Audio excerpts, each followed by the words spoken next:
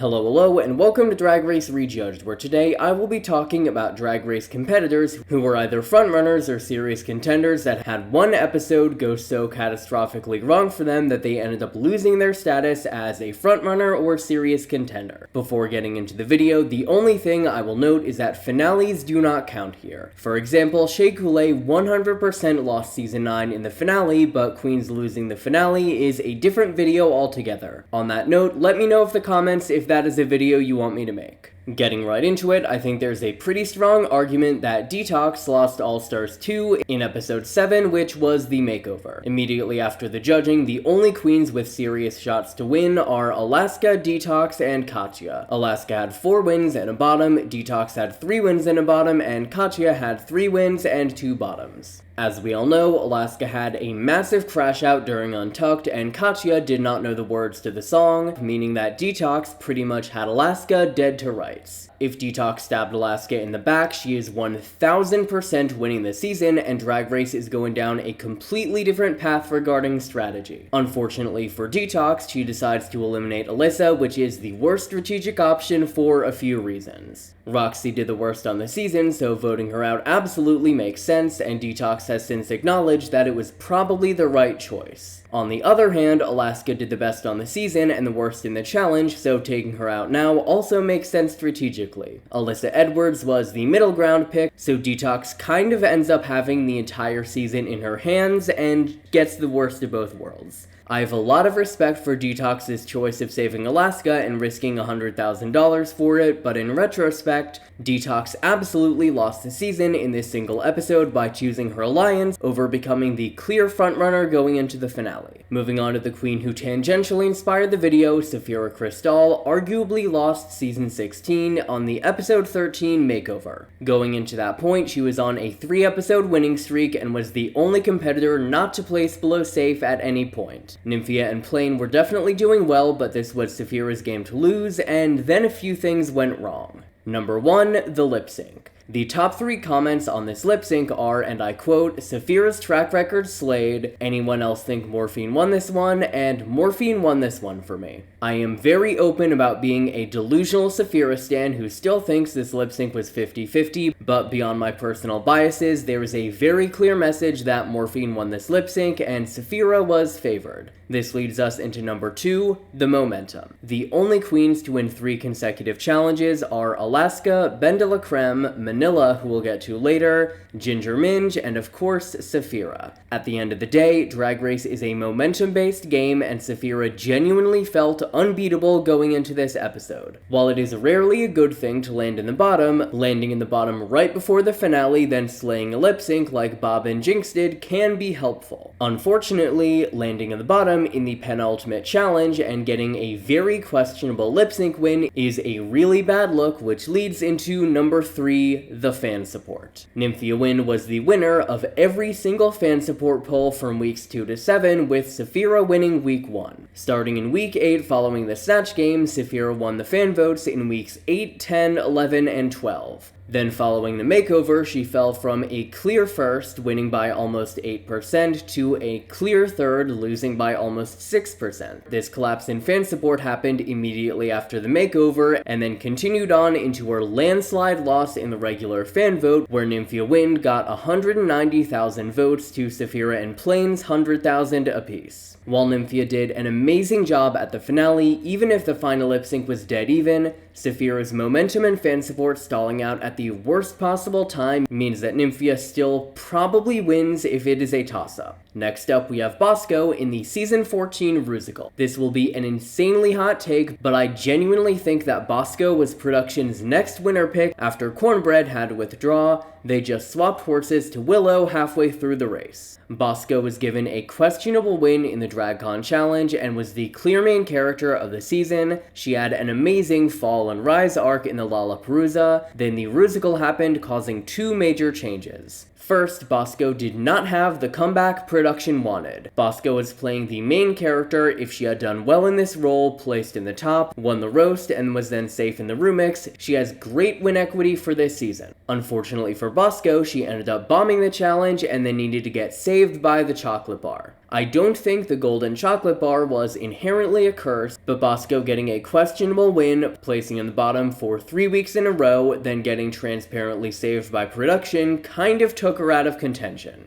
The second major change is that Willow became the production pick to win. They gave her the top 3 slot in the Rusical over Deja, and then while they did throw her in the bottom for the Rumix, it was for a dramatic storyline ending, and her track record was not really referenced again. If you go back and watch this season, she also gained a lot more traction in the edit following the Rusical. In summary, my theory for this season is 100% that production chose Bosco as their winner after Cornbread left, then Bosco bombed a challenge when she was supposed to have a redemption arc, so they ended up swapping to Willow, which explains both Bosco's mild favoritism and Willow getting a random high placement in the Rusical after getting completely snubbed in girl groups. Now that we're around the halfway mark, I'm going to give honorable mentions to queens who technically fall into this category but do not fully count. Cornbread Jeté was very likely going to win season 14 but had to withdraw in episode 5. Victoria Scone was a contender for winning UK season 3 but had to withdraw in episode 3. Ben de la Creme was likely going to win All Stars 3 but quit in episode 6, and then Isis Couture was likely going to win Canada vs. the World but then quit in episode 4. I am not counting quits or withdrawals as part of this list, but I also didn't want people to think I had forgot anyone. Going back to the list, based off what we saw, I do think that Anya was probably always winning season 17, but the final 5 Vegas headlining challenge took Suzie Toot from a serious contender for the crown to a non-finalist. Going into this episode, Anya had 4 wins and a bottom, Suzie had 2 wins and no bottoms. While there is a clear gap in track record, production crowned Sasha over Shea with these exact stats, so Suzie's loss was not set in stone. Then unfortunately for Suzie, 2 things went wrong. Number 1, Suzie bombed the challenge. I'm not going to go into much detail here since season 17 Rejudged should be coming out in the next few weeks, but I do think this was Suzie's clear worst showing in a challenge. That being said, I do think Suzie technically could have made a comeback on paper. That leads to number 2, the fundamental thing that went wrong here is that this challenge was about branding and Vegas. Of every challenge to bomb, this is probably the worst one, even beyond Snatch Game and the talent show. If you are going to win Drag Race, you have to be able to brand yourself very well regardless of the situation you are put into.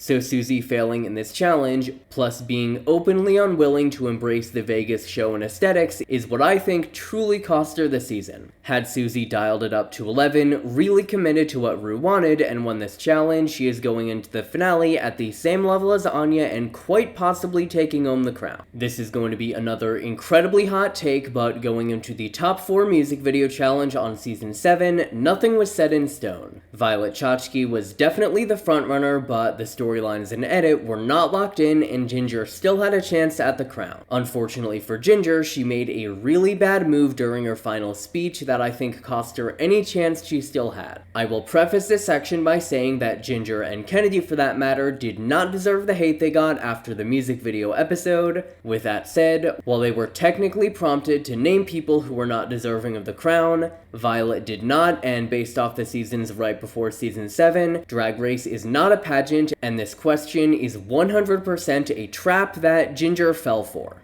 The winner of season 4, Jinx Monsoon, and Bianca Del Rio all had a few negative moments, but a large factor in their wins was how positively they were portrayed. The winner of season 4 was the hero to Jeremy's villain, Jinx was the underdog to her Detox, and Bianca was genuinely kind to her fellow competitors. At the same time, Jeremy Carey, Detox, and technically Courtney Act were all given negative edits based off their more negative interactions with the other queens. Going back to the episode, Violet didn't answer the question, and it didn't dock her any points, so Ginger, throwing both her and Pearl under the bus, then doubling, tripling, quadrupling down in Untucked was a really bad look. In the end, while Violet was still probably taking it home, Ginger went from being a clear contender for the crown to the final roadblock in the winner's journey alongside Kennedy. At the end of the day, season 7 Ginger is a pageant queen, and I don't blame her for treating the competition like a pageant, but I think choosing to name names is a pageant move that semi-objectively tanked her chances of winning at the worst possible time. I have no idea how hot or cold of a take this is, but Pangina 100% could have won UK versus the world if she played her cards differently. In like an hour and a half of real life time, Pangina became the frontrunner and also pretty much said, "It's open season on frontrunners, come and get me." While it was great TV, it was not a great strategy. Was Jimbo a massive threat?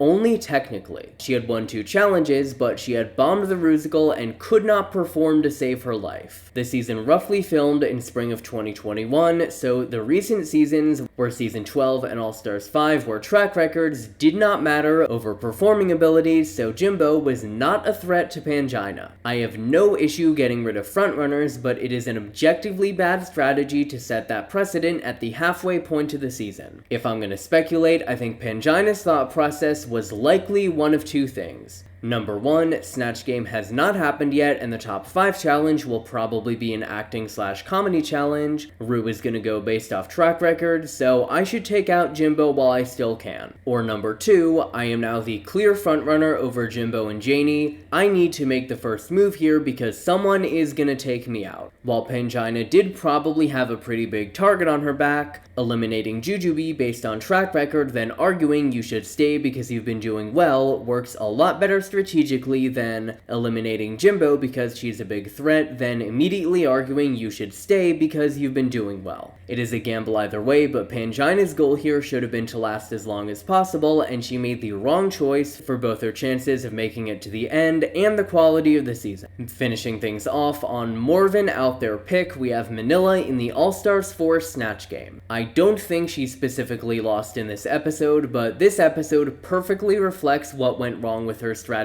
on the season, and then snowballed, causing her to eventually lose the season. Valentina did well in the talent show and amazing in the girl group challenge, so I would qualify her as a frontrunner. There is a science to taking out frontrunners, and to be blunt, Manila did not understand that science in any way. If you are going to take out a frontrunner, do not, under any circumstances, loop in multiple other people that you do not need to loop in. Valentina should not have been made aware beforehand that Manila was seriously considering taking her out. Going further, even if in the end you decide not to take them out, if word gets out that you are seriously considering it, you kinda have to just commit. I don't think Manila speculating about taking out Valentina specifically cost her the crown in this specific episode, but if we're looking longer term, her indecisiveness when it came to strategy and lack of regard for how she was perceived by the other competitors started in this episode and would slowly snowball into her elimination in the final 6. I understand picking Monet to go over Latrice, but that is only the kind of move you make if you are confident you can win that lip sync. For another example, she could have been a lot more direct with the queens she had no intention of sending home after winning the roast.